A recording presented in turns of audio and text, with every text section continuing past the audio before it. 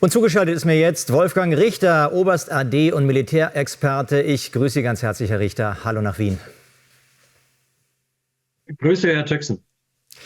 Höchst interessant finde ich jetzt neue Äußerungen aus Kiew. Da äußert sich nämlich zum einen Präsident Selenskyj erstmals wirklich konkret zu den Kriegszielen, spricht von einer Art Austauschfonds für Kriegsgefangene.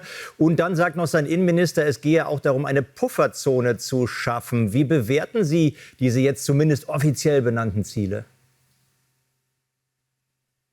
Also den Austausch von Kriegsgefangenen wird man sicherlich herbeiführen, weil die Situation günstig ist und die Ukrainer tatsächlich eine ganze Reihe von Kriegsgefangenen gemacht haben. Aber das kann ja nicht das operative Ziel einer solchen groß angelegten Operation sein. Man wundert sich ja immer noch, dass die Russen zunächst einmal gesagt haben, es handelt sich um 1000 Soldaten, die da die Grenze überschritten haben.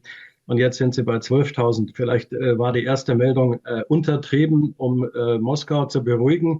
Und die letzte Meldung ist möglicherweise auch etwas übertrieben, um einfach jetzt schon mal die Begründung dafür zu haben, dass es nicht alles so läuft, wie man sich das vorstellt. Auf der anderen Seite muss man aber auch deutlich das einordnen. Also die Vorteile, die Guido Schmidtke gerade genannt hat, Befehlstaktik gegen Auftragstaktik, das ist im Prinzip richtig, aber stimmt natürlich nur für die ganz untere Ebene, nicht für die Ebenen darüber. Und diese Vorteile der Ukrainer hätten sich ja auch in der Vergangenheit schon bemerkbar machen müssen, aber sie haben dann doch nicht die Durchschlagskraft erhalten. Ich glaube, der eigentliche Grund für diesen großen Erfolg, den im Moment die Ukrainer haben, ist die Tatsache, dass die Russen ihre Grenze dort völlig unbefestigt gelassen haben, keine regulären Truppen da gehabt haben, darauf vertraut haben, dass da also nichts passieren wird. Eine strategische Fehlleistung, meine ich, erster Klasse.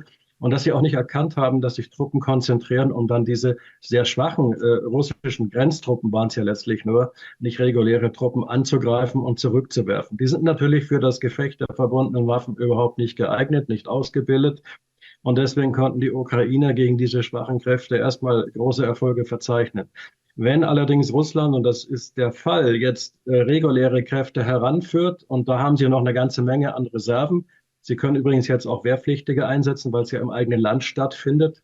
Die sogenannte Spezialoperation wurde ja nur mit Profis geführt. Das entfällt jetzt.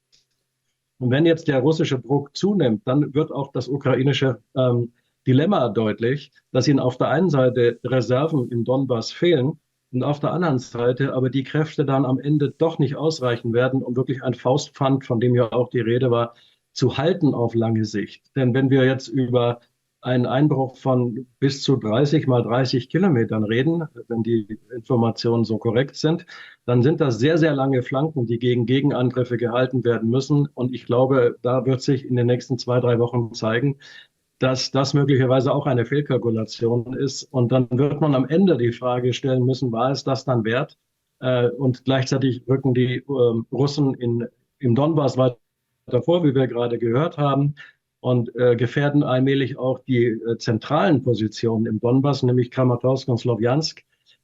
Und das ist ja, Kramatorsk ist ja der Hauptstützpunkt der ukrainischen Ostarmee mit dem Hauptquartier. Da wird es also brenzlig und man wird sich am Ende, das wird man aber erst in 2-3 Wochen sehen, dann fragen müssen, war es dann das wert? Kann man überhaupt ein solches Faustpfand halten oder werden nicht weitere große Verluste entstehen und die Ukraine am Ende dann doch zurückgedrängt werden? Das ist im Moment offen, aber ich vermute, dass es am Ende so ausgehen wird. Ja, vielleicht ganz kurz noch, also von 2-3 Wochen zeitlich gehen Sie aus. Jetzt hören wir von den Russen, sie hätten auch bereits eine Ortschaft in der Oblast Kursk wieder zurückerobert. Wie schwer ist auch die Bedienung dieser Nachschublinien für die Ukraine? Und das wäre wahrscheinlich auch ein taktisches Ziel aus russischer Sicht, oder? Absolut. Also es ist ja immer so, dass ein solcher Angriff von hinten genährt werden muss.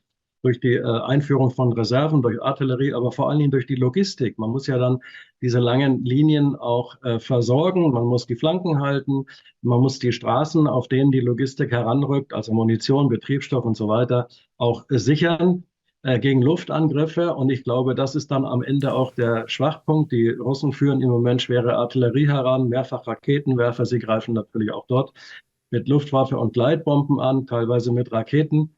Und das könnte dann am Ende dann doch prekär werden. Also dieser Anfangserfolg ist natürlich ein moralischer Auftrieb, in der Tat für die ukrainische Seite. Aber die eigentliche Frage wird ja sein, ist es am Ende ein operativer Erfolg? Kann man wirklich ein Faustpfand gewinnen und halten, das man dann auch austauschen kann? Und da bin ich eher skeptisch. Wolfgang Richter, ganz herzlichen Dank für Ihre Expertise und Ihre Zeit nach Wien. Gerne. Vielen Dank, Herr Töcksen.